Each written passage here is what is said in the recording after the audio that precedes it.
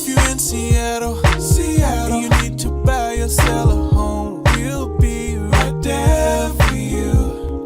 Because we're the realtors that you can trust. So go to ronanddonsitdown.com.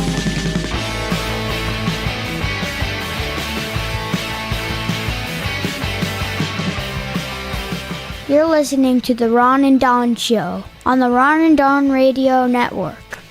Hey, you guys, what's going on? Happy holidays and welcome to the Friday edition of the Ron and Don Show, where we just talk real estate. We're back live in the Les Schwab Studios, and Ron, this is really interesting to me. A lot of times when we sit down with people, we have to talk about commissions. Why do we charge what we charge, and why does the buyer's agent charge what they charge, and who has to pay who? And I think people are very interested in that, and it got me to thinking, if you're on the sales side and you're paying a realtor to sell your house, what exactly are you paying them to do? Because a lot of folks these days are feeling like, hey, AI is going to just be able to step in and start selling houses. I think AI is going to be able to step in, already is, and helping people buy homes. I think you'll still need a real estate agent, but on selling a home, I think after people see this graph right here, people are going to understand it's going to be tougher for AI to do this. What do you got?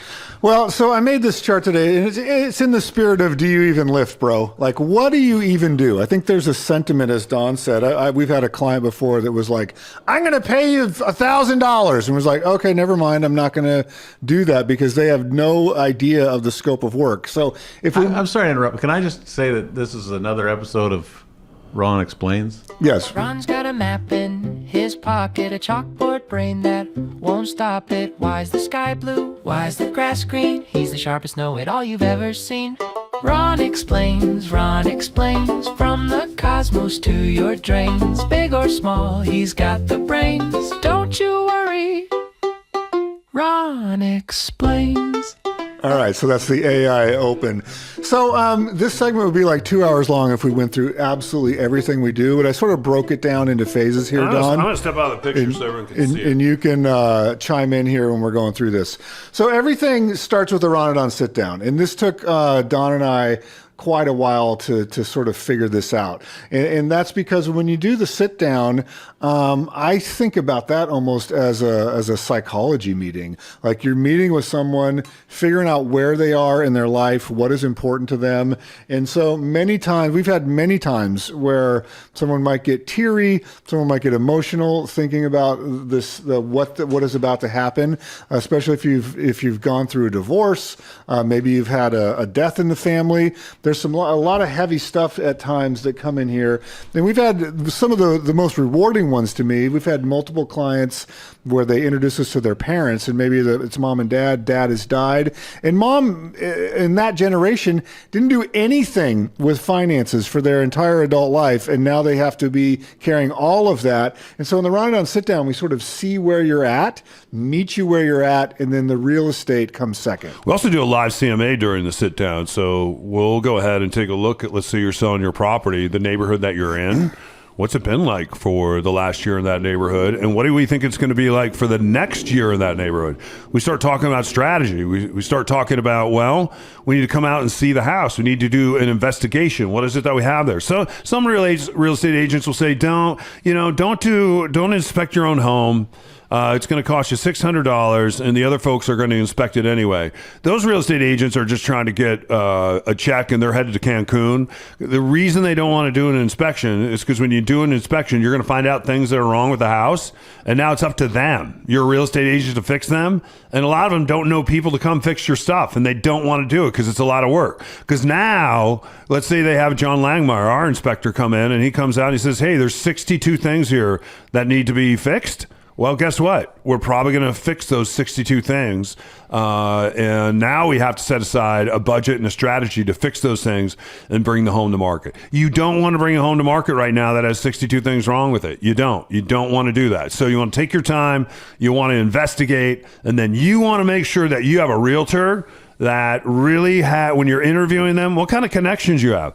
How many plumbers do you have right now in your phone that I could call? Let's say if I was building a home, that's a different plumber than, let's say, my fridge is leaking water right now and I need someone to come now, which is different than the electrician that's going to come over and fix the pump in your dishwasher, which is different than, let's say, the roofer that's going to come over and patch your roof versus re-roofing your whole entire house. So getting a plan, understanding when you sit down, and talking about the season to sell, the money that we're going to have to spend to set aside, where's that money going to come from? And then also during this, where are you going? Are you buying another home? Are you renting a property? Are you going to live in an Airbnb? Are you going on vacation? Where are you going? Are you going into assisted living? Is this a parent that's going into assisted living?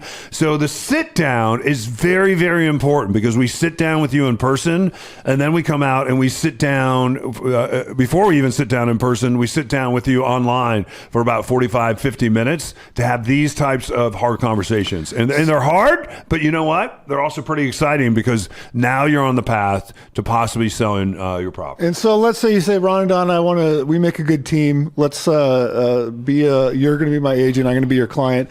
So we go into this pre-listing stuff, and Don referenced some of that just a second ago, but there's more stuff there. So this is signing listing agreements, explaining our commission structure, getting the inspection done, talking about the scope of work, talking about how we're going to strategize and get the pre-listing stuff all dialed in. There's a lot of contracts and forms and pulling title and all of those things start to happen right here. Yeah. And then the pre-listing takes us really to the marketing, and this is very, very important too. You want to be able to ask your realtor, how are you going to market my house? Because every realtor out there has access, or most of them have access to the MLS.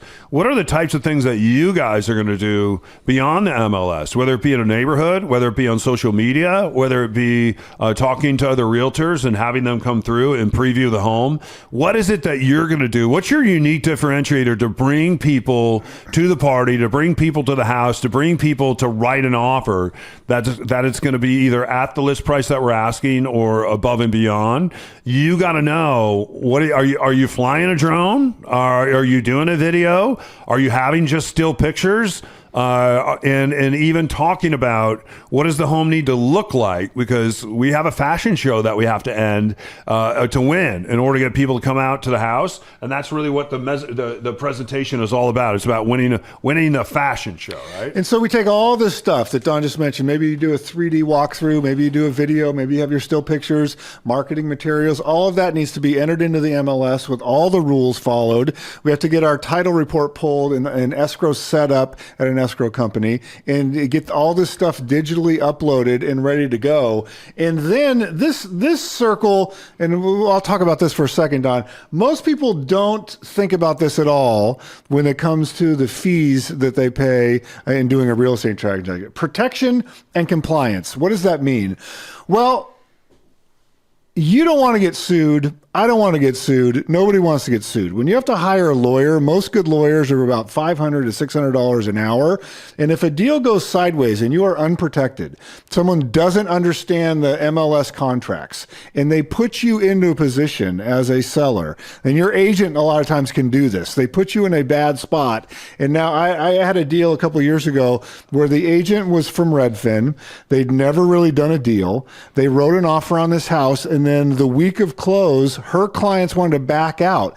They lost their earnest money. They were unprotected. That client actually called me and said, I didn't realize that I could lose this $25,000. My agent never told me that. Will you please have mercy on me and not take this money from us? And I said, no, because you have damaged the Ron and Don client. And so we're not going to do that. You needed to be protected by your agent. So go back to your agent and say, help me out here, because they left you unprotected and not in compliance. And you're not with being the a rules. jackwagon. Anytime you take a property off the market because you sold it and you're headed to close and you have to put it back on, your client has been damaged, the home's been damaged, you're going to end up most of the time selling that house for less when you go back on the market, because the first question people ask is, what's the matter with that house? And they think someone bought the house, inspected the house, something was wrong, and now it's back on. Now they want a deal. So you have been harmed. Anytime that a buyer takes a home off market, that earnest money, if they're not performing, it's going to go to the seller,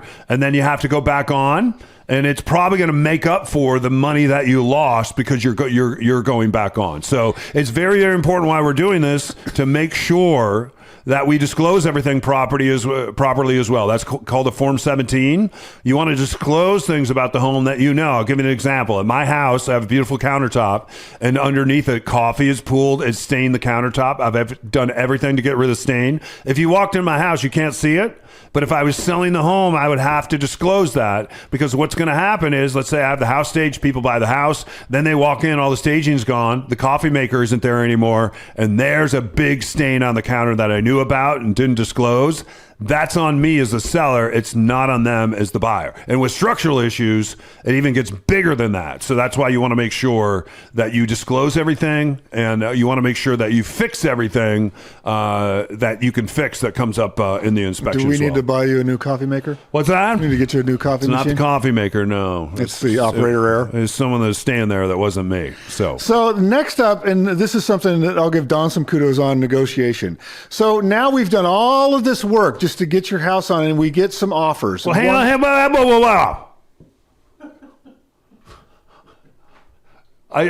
The one thing I don't see on here, and it's probably the biggest circle that I could draw, is while you're doing all this, now you have to go out and get contractors. And I'll give you an example. We have a friend that's interested in selling her condo, and she talked to a contractor the other day, and the contractor wanted $3,200. She had it all set up, is ready to go, $3,200. And it's a home that we've already inspected. And I said, I have a contractor that can come and do this job now, and you won't have to wait a month. It's going to be $1,200 with my contractor. Would you like to do it for $1,200, or would you like to do it for $3,200?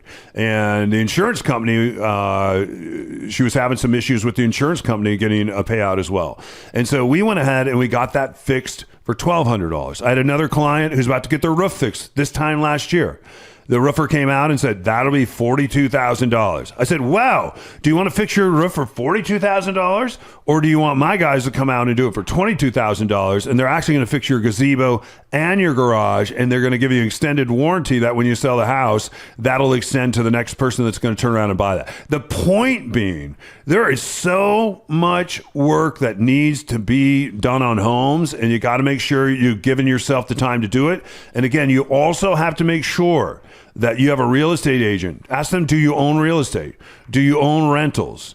Do you use plumbers on a regular basis, electricians on a regular? For me and for Ron, because we use the trades a lot and we fill up their calendars a lot, and they're very thankful for that, they will push us to the front of the line, our clients, and they will always give us better deals. And the other thing that your real estate agent needs to do is make sure that they get you firm fixed bids, not bids that are like time and material. Well, we're going to come out, and however much time it takes and whatever the materials cost, we'll mark it up 10%. Those deals always cost 30 to 40% more. You want to make sure that your real estate agent can bring out a contractor that says, hey, we're going to go ahead and do the bathroom. It's $82,000 to do the bathroom. If it's not $82,000 to do the bathroom, that's on us, because we quoted at $82,000 unless there's some change orders in here. Don't have a lot of time to go through the change orders, but all that work needs to be done. And sometimes people are still living in the house, or now maybe you're out of the house, and then we have to coordinate where are you going to go live while you're out of the house, while we're doing all these things, and also going through all your stuff. There is so much stuff to go through, and everything has a home, and a lot of times you run out of gas, and then it's my job to take your keys and get rid of all your stuff. So getting rid of stuff, decluttering. Sometimes it takes people a year or 2 years to declutter. That's why we like sitting down with you sometimes a year or 2 years ahead of time to make sure you're going through your decluttering and getting rid of stuff. And you would be amazed at the amount of Americans and all the stuff they have. And that's why the best place to invent your money right now, or invest your money, can be in a piece of real estate or in storage. That Self-storage. was all a subset of this circle here. Your circle was inside this circle. Got it. I can't put every circle on the board, O'Neill. There's too many circles. Got it. So now we get to offers, negotiations, and mutual acceptance. This is something, again, where there's a lot of pitfalls. You do not want to be, my sister's selling a piece of property, and she's got someone, and she described the way this offer was coming to her, and I said, walk, do not run away from this person. Because if you sign a contract... You just said walk, don't run. I think you meant to say run, don't walk away from this person in their offer, because I would, if it's Leslie, I would skip, sachet, get away from this offer, because you do not want to be in mutual acceptance with this type of person. Sachet, and get away. And and so that why not? It was someone that was doing the. I'm a neighbor in the building, and they're bad talking the unit to everyone behind their back because they're trying to. The floors need to be done, and it's going to be $300,000 and all this stuff just because they saw other people were interested. So it's like they didn't want anyone buying it. Yeah, it's the deal killer. Deal killer trying to talk it down so they can scoop in and get a good deal. And I said, then wouldn't Leslie want to buy that? No, it's because they're selling. So I said, do not accept her offer. They're selling. I said, do not in 1,000 years. I go, that person is going to be a pain in the ass all the way to close. Do you use that kind of rough language when you're talking to your sister? I do. That's very disrespectful. It is. Yeah. And so when it comes to offers and the negotiation process, this little circle right here can be 2 to 3 times more than whatever the commission is that you're paying to your real estate agent, plus or minus. So if you have a good agent, they pay for themselves many times over. If you have a bad agent, that can end up costing you many times over. Would you agree with that? Well, and I have to say, this is where you have to make sure whoever your mortgage person is that underwrote you, that they answer the phone on the weekends. You got to make sure that your real estate agent, talk to them and just say, hey, are you going to be doing the open houses? Is someone else going to be? My home's for sale. It's the wintertime. Are you going to be up skiing? Like when my home's on, where are you going to be? And a lot of times people are calling, people are texting, but they're making a decision now about buying a home or coming to see that home, and you got to make sure when your home is on the market that your agent is engaged 24/7 and that they are staying and flow with other agents that are interested in your property, because it's like being a great fisherman. You get someone on the line, it takes a while to reel them in, and while you're reeling them in, sometimes they jump off the line, but another pole hits, or sometimes your bobbers are just sitting there in the water and nothing's happening. You need to be highly communicative, really highly communicate, and highly communicative. That's correct. To your clients. You got to make sure you're and we're amazed that there's agents out there all the time where we're going to write offers and they are on vacation in the Alps skiing and saying, well, send it to my assistant. That is not an engaged real estate agent, and you're going to leave money on the table if you leave it up to the assistant. We didn't hire your assistant, we hired you. And so then you do get into contract. So we've gone through this whole process. You're selling your house, you're excited, we have a contract. Now we still need to close. And sometimes this happens in 2 weeks. Sometimes it might take 4 months or longer to close a house. Sometimes stuff pops up. Said Ron about a house we're selling right now, trying to close on because the neighbor complained about a deck. Yes. So things can come up after you're in a contract, before the close, and a good agent is going to be able to get things closed. This is what matters. Everything we've done through this entire process that we've been talking about this whole podcast is to close. You want to sell something, someone else wants to buy something, you want to get that money and move on to the next part of your life. So this is not a no-brainer. And to Don's point earlier, AI cannot jump in and go, oh my gosh, that deck needs to be fixed. Let me get the deck fixed for you. There's not an AI bot that can stop the deal, keep it together, and go fix the deck. And so, or whatever other hurdle pops up. We've had a house before where a big storm came through and the basement flooded 1 week before the close. Well, and the people had already moved away. They moved out of state. Yeah. And so who had to get that thing fixed and closed? This guy right here. Mm-hmm. Why are you pointing at Matt? Matt had nothing to do with that. And then anything to add there, or we're going to go to the last circle? After the deal. So the last circle is where a lot of real estate brokers just eject. and they don't really care about you after the deal. As soon as this thing closes and they get their check, they get their payday, it's see you later, and they don't really care about you. After the deal, we have folks that we've done deals with years and years later that are still friends of ours and that we still help out many times. Oh, we help them. I'm helping someone right now with 2 ADUs in their home, and they bought this property years ago, and they want to create 2 ADUs so they can rent those out. Sometimes it's just buying a place that needs some work, and we just bought a place with a great client of ours a couple months ago, and our roofers have been over there, our painters have been over there, our contractors have been over there to fix a yoga room and fix a deck. We got a really great deal on this house, and then we got the folks that were selling the house to us to give us some money back to fix all these things, and we were able to get firm fixed bids. I had all those things fixed in about 3 weeks before she moved in. So, and she's living in that home right now. So after the deal, ask your real estate agent, hey, is this transactional to you or is this relational? And if it's relational, then they basically become part of your family and they'll always be around. And sometimes when people are selling real estate, it's when they're going through hard things, not easy things.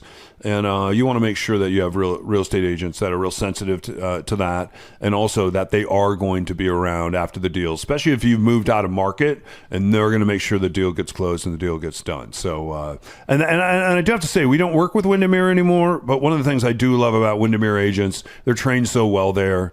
Like John L. Scott agents train really well there. And if you're sitting on the other side of the table with a John L. Scott agent, or typically with a Windermere agent, you're sitting with somebody that's been trained really well, and they're going to help get that closed. Sometimes you're sitting across from the table with someone else that hasn't sold a home this year, or maybe in the last 5 years, which is most agents. And then someone like Ron, towards the end here, after the deal, or to close the deal, you're doing both sides of the deal and actually coaching the other agent on what to do in order to get the deal closed. And we've done that a lot this year. So, hey, you guys, if you didn't get to see this, Matt, how can people actually get to see this? Because Ron explains this is actually very cool. And it's better though if you can see the graphs that he's just talking about. It's a little late now, but you can always go back and watch it on Spotify video or on YouTube. There you go. All right. Good job on Ron Explains today. If you need us, ronanddonsitdown.com, you guys. Happy holidays, and we're happy to talk about buying, selling, investing. And don't forget, it all starts with a conversation. You want to sit down and have a conversation. Knowledge really is power. Figure out what your homework is. What are some of the things that you need to do? What are the net proceeds going to be if I sell this property, and then where I'm going to go, and how's my life going to get bigger and better as a result of leaving this piece of property? Because your home is where your pictures are, where your kids are, where you are. Otherwise, we're just selling a house, right? So anyway, keep your head up, your shoulders back. ronanddonsitdown.com if you need us. Thanks to Matt, Grace, my son, Charlie the dog. He's Ron, I'm Don. You've been listening to the Ron and Don Show. All right, on the Ron and Don Radio Network. Well, that's it. Show's over. We'll see you next time on the Ron and Don Radio Network.